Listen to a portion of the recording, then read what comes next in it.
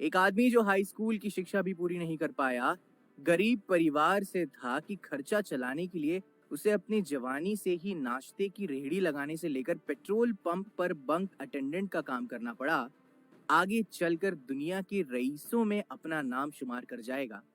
शायद कोई दीवाना ही ये सोच सकता है। ऐसा ख्वाब जो लोग आंखें खोलकर तो क्या, बंद आंखों से भी नहीं देखते, उस ख्वाब को असलियत में तब्दील कर जाए। उसी इंसान को, उसी महापराक्रमी को और उसी दिमाग को आज ये दुनिया धीरू भाई अंबानी के नाम से जानती है। रिलायंस इंडस्ट्रीज के करता धरता जीवनदाता, बिजनेस टाइकून धीरू भाई अंबानी। जिंदगी ने इनसे बड़ी कच्ची उम्र में बहुत कुछ छीन कर बहुत सारा तजुर्बा दे दिया, और उस गर्म खून की उम्र में पाया गया वो ज्ञान और कमाया गया वो तजुर्बा इन्हें इस लायक बना गया कि जब एक वृद्ध के तौर पर वो इस दुनिया को अलविदा कह गए तो उनकी संपत्ति का मूल्य 62,000 करोड़ रुपयों से भी ज्यादा था।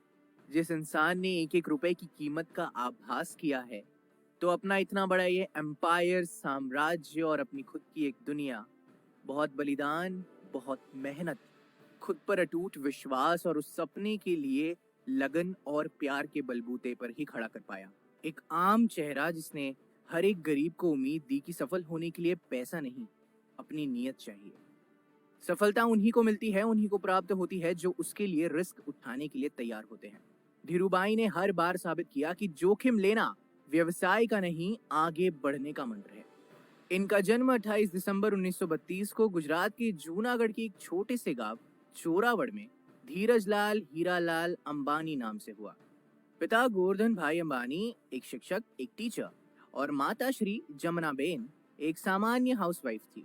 धीरू भाई के 4 भाई बहन और थे, और इतने बड़े परिवार का पालन पोषण करना हमारे अध्यापक गोवर्धन भाई के लिए कोई आसान काम न था। एक समय ऐसा भी आया कि आर्थिक परेशानियों के चलते धीरू भाई को अपनी पढ़ाई को छोड़ना पड़ा।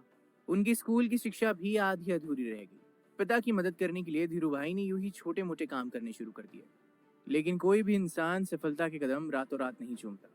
हर एक सफलता के पीछे ढेरों असफलताएं छुपी होती है, ढेरों करवटें बदलने वाली रातें छुपी होती है। धीरू भाई अंबानी पर ये सारी की सारी बातें एकदम सटीक और खरी उतरती है, कोयले में तराशे हुए हीरे की तरह। पढ़ाई तो उन्होंने छोड़ दी, लेकिन उसके बाद सबसे पहले उन्होंने फल और नाश्ता वाश्ता बेचने का काम शुरू किया, लेकिन इसमें कुछ खास मुनाफा नहीं हुआ।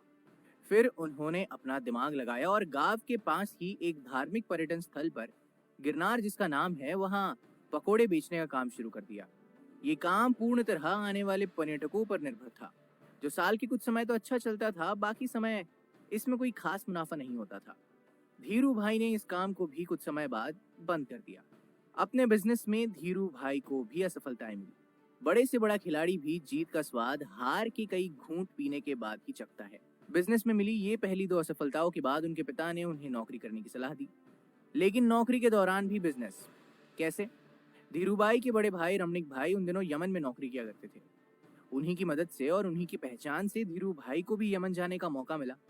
वहां पर उन्होंने शेल कंपनी के पेट्रोल पंप पर नौकरी की शुरुआत की as a petrol bunk attendant, and just within 2 years, महज 2 सालों में ही अपने टैलेंट और अपने दमखम पे वहां पर वो प्रबंधक के पद तक पहुंच गए। नौकरी तो यूं ही चलती रही, लेकिन नौकरी के दौरान भी उनका मन इसमें कम लगता था और व्यवसाय, अपना खुद का बिजनेस करने में ज्यादा रहता था। उन्होंने हर उस एक सिचुएशन पर, हर एक संभावना पर इस समय में विचार किया कि किस तरह वो एक सक्सेसफुल बिजनेसमैन बन सकते हैं। 2 छोटे इंस्टेंसेस हुए, 2 छोटी घटनाएं बिजनेस के प्रति उनके जुनून को बयां करती है। ये दोनों घटनाएं उस समय की है जब वो शेल कंपनी को अपनी सर्विसेज दे रहे थे। जहां पर वो काम करते थे, वहां काम करने वाले कर्मियों को चाय महज 25 पैसे में मिलती थी, लेकिन धीरू भाई पास ही एक बड़े होटल में चाय पीने जाते थे, जहां पर चाय की कीमत 1 रुपए हुआ करती थी। और उस जमाने में 1 रुपया मतलब बहुत होता था, वो भी चाय के लिए। उनसे जब इसका कारण पूछा गया तो उन्होंने सीधा सिंपल एक जवाब दिया, बड़े होटल में बड़े बड़े व्यापारी आते हैं और बिजनेस के बारे में बातें करते हैं।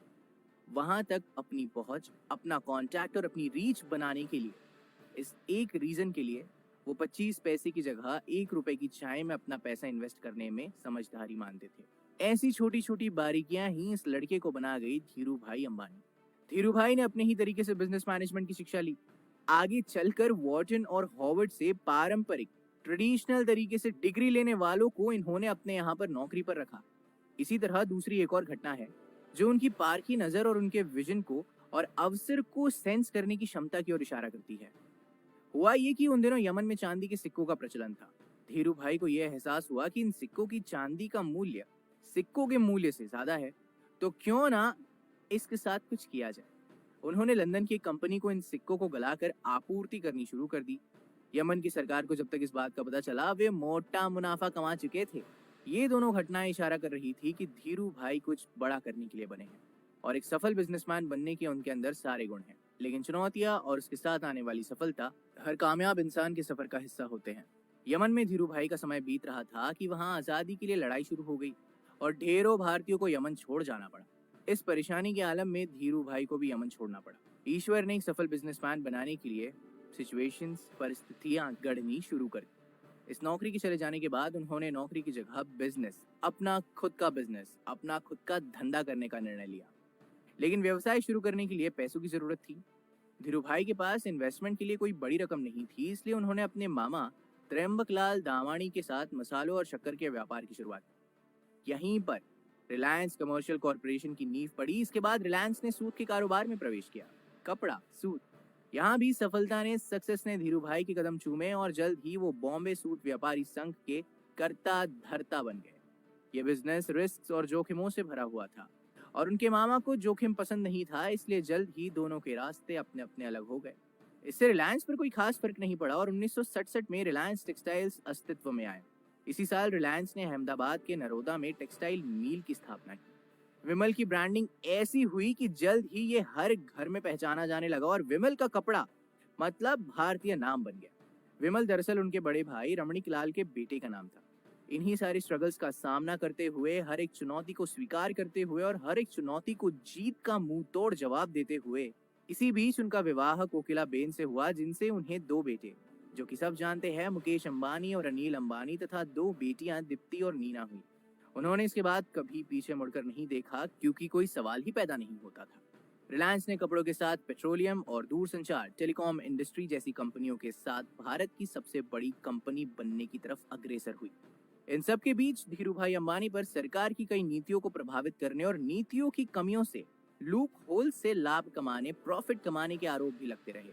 उनके और नुस्ली वाडिया के बीच होने वाले बिजनेस घमासान पर भी बहुत कुछ लिखा गया है, क्योंकि जो इंसान जमीन से उठकर आसमान की ऊंचाइयों तक पहुंचता है, अगर उसे नीचे खींचने की कोशिश करोगे, उसे दबाने की कोशिश करोगे, तो जनाब वो तो हाथ पैर मारेगा ही, क्योंकि वो जानता है हर उस कदम का मोल, हर उस बोझ का मोल, हर उस पसीने का मोल जो उसने यहाँ तक रास्ता तय करने के दौरान बहाया था, और वो उसे किसी कीमत पर जाने नहीं देगा।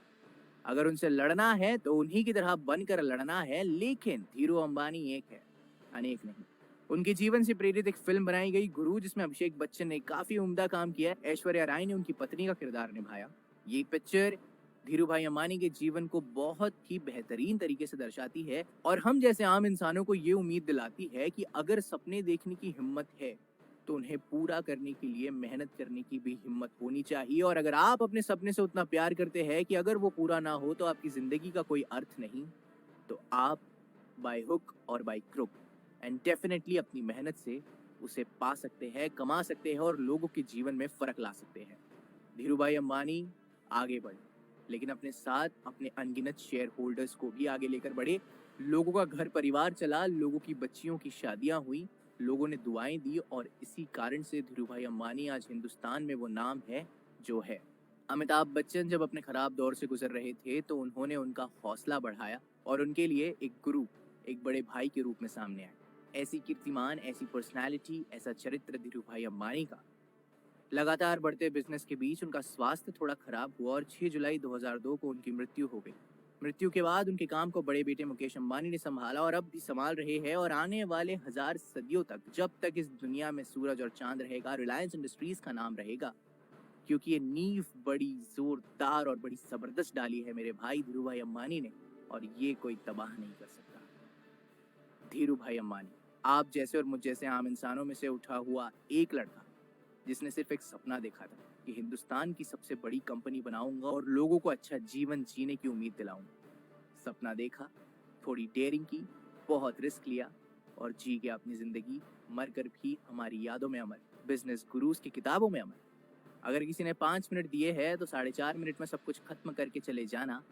30 सेकंड प्रॉफिट, 30 सेकंड मुनाफा, यही होता है बिजनेस। ये हमें सिखाया धीरू भाई अंबानी ने।